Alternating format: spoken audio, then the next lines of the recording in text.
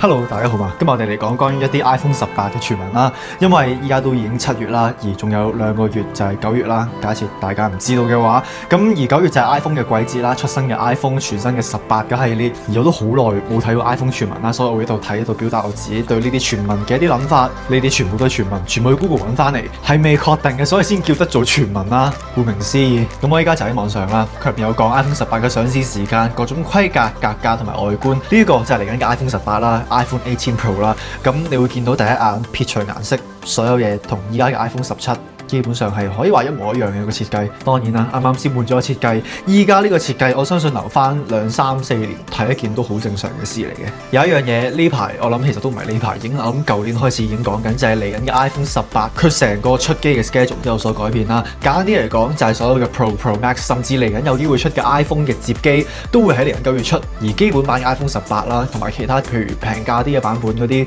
就會喺出年春季啦，我諗可能2、3、4月咁樣先出咯。甚至呢度都有講到 iPhone 摺機有消息話可能喺2026年10月或者更遲，或者喺27年頭先至發表。我覺得呢個好睇 Apple 佢哋真係啲零件佢哋要嘅科技準備好未啦，佢哋嘅試用時數夠唔夠啦？因為我諗到依家摺機我一直以嚟都講到依家目前為止都有好多嘅 limitation 啦，即係譬如佢未必係最防水嘅機型啦，相比起其他 iPhone， 大家都將佢稱之為 iPhone Ultra 或者叫 iPhone Fold。呢個就係佢哋預測嘅日期啦，9月8號即係9月9號星期三凌晨啦。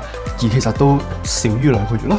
嚴格啲嚟講，喺設計方面，大家頭先都見到係冇乜點改變嘅。咁不過唯一一個我諗會改變嘅嘢咧，就係佢哋嘅 Dynamic Island 裝 Face ID 同埋相機嘅切口位將會縮細啦。我覺得到咗依家，即係 Dynamic Island 呢樣嘢已經成為咗 iPhone 嘅標誌啦。而好多其他公司都開始抄緊呢樣嘢啦。我自己幾中意嘅，即係譬如播音樂場咁就可以 skip 去下一首歌，唔使特登拉去 Control Center，又或者有啲資訊，即係譬如巴士仲有幾分鐘到，佢會顯示喺 Dynamic Island 上面。咁不過同一時間 Dynamic Island 呢樣嘢其實可能有一日係會真係拎走嘅咯，將個 Face ID sensor 將個鏡頭擺熒幕下低，而將個鏡頭擺熒幕下低呢樣嘢 Samsung 近呢幾年都做緊啦。顏色方面，佢哋有講到 iPhone 18有機會會取消黑色啦，就淨係得淺藍色、銀色同埋深櫻桃色3隻顏色嚟降低成本。其實到依家都有啲意外 ，iPhone 17 Pro就係冇一隻黑色嘅版本啦。我諗大家都有一部分人係真係等緊一部黑色嘅 iPhone Pro 嘅咯。而舊年嘅 iPhone 冇，嚟緊今年嘅 iPhone 都有機會冇。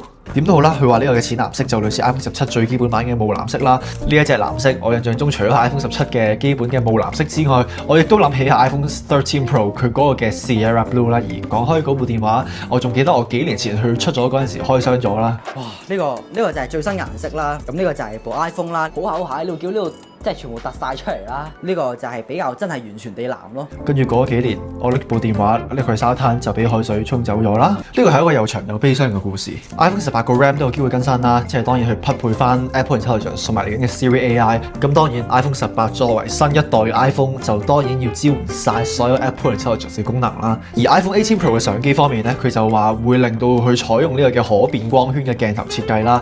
呢個我記得近呢2、3年都一直傳聞緊啦。咁不過呢一年似乎係將會發生啦。簡單啲嚟講，就係令到你影嘅相可以更加容易去控制翻佢嘅景深啦。以往你去影人像模式，佢都係用 software 去真係去校翻，譬如你想拉到最高，就係令到佢嚟嘅 background 係最朦，而拉到最低就係令到佢最清啦，即係最冇咁朦啦。咁但係依家佢就可以唔使依賴 software， 就可以全程用佢嘅硬件去做呢樣嘢咯。之後嚟 Mac Rumors 啦，佢係講 iPhone 18 Pro 啦，最主要因為18 Pro 一嚟係嚟緊最主打，應該9月會出嘅 iPhone 啦，亦都係嚟緊會接受更加多最多功能嘅一部 iPhone 啦。咁你會見到個 Face ID 佢成個 Dynamic Island 係打橫縮細咗啦，相機都更加大啦，因為要去可能去適配翻呢個嘅可變焦嘅相機啦。呢個就係頭先所講嘅可以變嘅光圈啦。咁當然啦，除咗令到你嘅景深更加自然之外，唔使用 software 去做到，同一時間可以令到張相降噪啦，令到佢嘅 Dynamic Range 更加強，諸如此類。我覺得就算係到咗依家，即係依然有陣時我去影一啲可能0.5超廣角嘅片啦，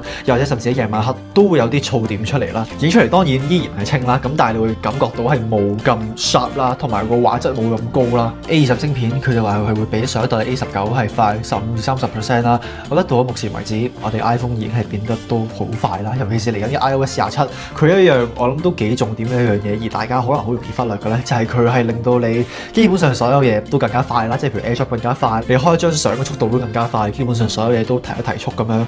咁所以我諗其實真係除非你真係要一部機同一部機擺隔離互相比較嘅話，你應該係唔會真係感受到太大嘅分別咯。當然啦，更加新、更加先進嘅晶片可以令到你支援更加多嘅 software 啦，即係譬如 Apple Intelligence 已經係一個都幾大嘅例子啦。電量方面 ，iPhone 18 Pro Max 會有更加大嘅電池，而佢都會繼續有最佳嘅電池啦，喺一部智能電話入邊，呢個係佢哋講㗎啦。一個更加先進嘅晶片，當然可以令到你部電話更加節省能源啦。咁但係同一時間，實體上嘅電池亦都係一個都好大因素啦。所以喺舊年 iPhone 17 Pro 系列入邊，佢都專登加大咗個電池。而我覺得目前為止，即係我冇用 iPhone 17啦，咁但係目前我部電話依家都已經去到一個地步係，我唔可以話係唔好啦，咁但係影好多相、好多片嘅話，或者就算你喺好光嘅情況下用電話，個 mon 會夠最光，有陣時都會有啲熱啦，咁所以呢啲時候就真係唔係太好咯。咁但係大部分時間夠用咯，我會話。而目前依家 iPhone 嘅電池健康度就係83%啦，我用咗大概2年左右啦。依家呢部價錢方面，佢到 iPhone 18 Pro 嘅 model 有機會比 iPhone 17 Pro 嘅 model 個價格會再提升啦。佢哋呢度 iPhone 18 Pro 同 Pro Max 有機會比上一代貴多200蚊美金，咁就會令到佢變成1299美金同1399美金。咁除翻開，我諗你計翻你睇翻而家 Apple 佢 iPhone 17 Pro 嘅價錢嘅話，咁就代表最基本嘅 Pro 嘅 iPhone 你要最細容量、最細嘅size 都已經係1萬蚊起跳咯。而1TB 嘅 iPhone 18 Pro Max 有機會比 iPhone 17 Pro Max 嘅同一個容量係貴多300蚊美金啦。咁所以呢個就即係靠大家自己去衡量啦，自己係咪真係想買一部電話呢？定係等減價呢？咁但係與此同時，我想講一樣嘢，即係呢排 iPad 啊、Mac 啊全系列嘅產品都貴咗700幾、800幾蚊嘅。大家記得我諗上1、2條片咁樣開箱咗 MacBook Neo 啦，我買咗嗰部電腦，我嗰陣時俾係3999，嗰個係當初嘅學生價賣緊嘅價錢，而一個星期後佢就加咗價啦，加咗700幾定800幾蚊。所以呢個故事真係教訓大家，亦都教訓我，真係有啲嘢真係早買早享受。咁當然啦，除咗 iPhone 18 Pro 之外，今年亦都係 Apple 佢哋傳聞話出佢哋第一部嘅摺機啦，叫做 iPhone Fold 啦，可能有啲人叫 iPhone Ultra， 唔肯定佢最後叫咩名。呢一篇香港另一嘅報道，佢就話 Apple 首款嘅摺機售價恐逾15000。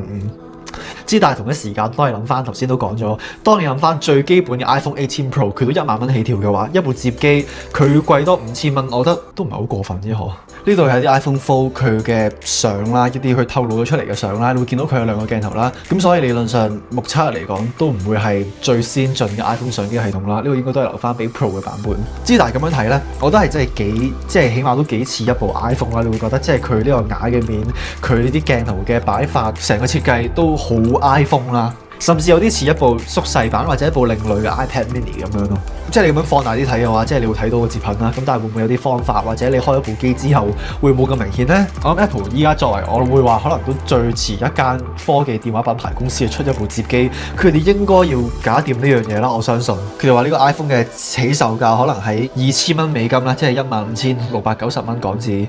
老實講，呢個價我真係覺得唔算好過分啦。尤其是你知而家通貨膨脹，而其他產品都已經加咗價嘅話，我唔排除其他嘅 iPhone 都會繼續加價咯，包括呢一部其他 Android 嘅電話，即係譬如 Samsung、Google Pixel 甚至 OnePlus， 佢一早已經完成咗摺機嘅佈局啦，依家已經出到第4、第5代啦。而 Samsung 我會話係最早嗰批啦，佢哋我諗由2019年已經發展緊第一部摺機啦。當然嗰陣時好多問題，咁但係隨住一代一代再提升，而家有一部 Flip 啦，有一部 Fold， 佢係真係俾咗唔同人唔同嘅摺機嘅需求咯。而正係因為咁樣，我諗好多人都期待，包括我都期望你哋嚟緊第一代嘅摺機 iPhone 係已經都幾成熟啦。話晒都拖咗咁耐，就算唔係成熟，即係有啲功能可能冇，咁但係有嘅功能，我覺得佢係要做到好好咯。即係可能當中再加啲 Apple 佢自己獨有嘅嘢入去，其他公司冇，但係得 Apple 諗到呢啲細節，係每一次新嘅 Apple 產品，總會有啲嘢係我哋到時出咗先至會知道，係突然間會多咗一樣新嘢，就覺得哇！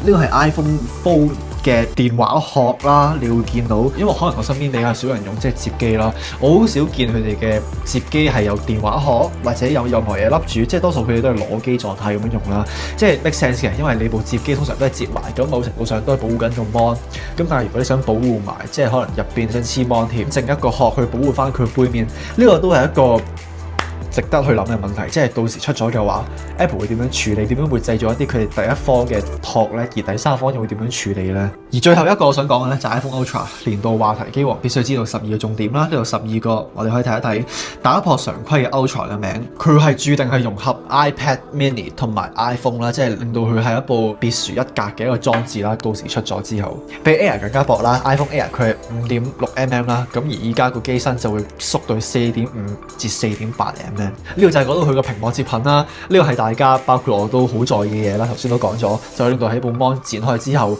係出現冇接頻嘅效果。呢個非常之期待。12GB 嘅 RAM 突破5800mAh 嘅最大電量 iPhone 雙鏡頭啦，大家見到係主攝加超廣角啦。仲有就係 Touch ID， 佢會植入喺開關制度啦。我知好多人都想 Touch ID 植入翻喺 iPhone 入邊，我自己中意 Face ID。我諗呢一部 iPhone Fold 會係實際啲啦，因為如果你 Face ID 嘅話，理論上就要入邊整一個 Face ID， 需要整多個，咁就變相會好大程度地增加電話嘅成本咯。當然係根據 iOS 27針對啦，當然係會突破2萬蚊嘅 iPhone 嘅機王啦。呢個我唔肯定會唔會咁，但係佢話會，咁就年產目標上調至1000萬台。儘管定價高昂， Apple 對佢嘅銷售表現卻信心滿滿，將個目標搞到去1000萬台，顯示出對高端摺屏市場擁有充足嘅議價同埋出貨信心。唔意外嘅，我之後都 expect 出咗之後都會賣得都斷晒貨咁滯咯。咁所以就係咁樣啦。以上就係啲 iPhone 18同埋 iPhone Ultra、iPhone Fold 嚟緊 Apple 摺機嘅一啲傳聞啦。唔知大家點睇呢？大家會唔會想買呢？大家覺得當 iPhone Ultra 即係出咗嚟嗰陣時，大家會唔會多啲人會去中意摺機呢樣嘢啦？因為 Apple 呢個係 Apple 嘅好獨特嘅效應啦。但凡 Apple 佢開始進入一個產品嘅類型，即係譬如 AirTag、Apple Watch， 大家都會開始對嗰類型嘅產品，即係無線耳機啊、追蹤器啊，會有興趣啦。咁所以呢個會唔會係大家都會發生喺大家身上嘅嘢呢？我都想知道。記得撳 like、comment 同埋 subscribe，同埋記得撳鐘仔。咁所以就係咁樣啦。我哋下次再見啦，拜拜。